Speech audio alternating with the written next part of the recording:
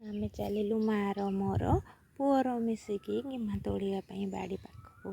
ତ ବାଡ଼ିରେ ଦେଖିଲୁ ଖାଲି ବହୁତ ଗିମା ହେଇଛି। ପୁଅ ଆମର ଗିମା ତୋଳୁଛି।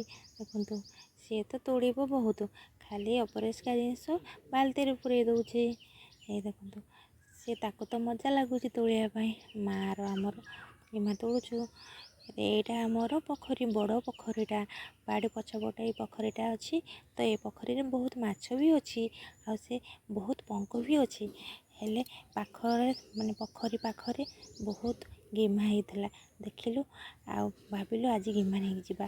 ଆଜି ବି ଆମର ବାର ଥିଲା, ଶୁକ୍ରବାରରେ ମୁଁ ନିରାମିଷ ଖାଏ, ତ ଭାବିଲି ଗିମା ନେଇଯିବା। ପୁଅ ଆମର ଗିମା ତୋଳିବାକୁ ତାକୁ ବହୁତ ଖୁସି ଲାଗୁଛି।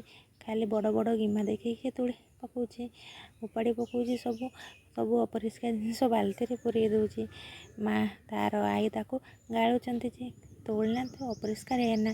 ସେ କ'ଣ ଶୁଣୁଛି ଯେ, ସେ ତ ତାକୁ ମଜା ଲାଗୁଛି।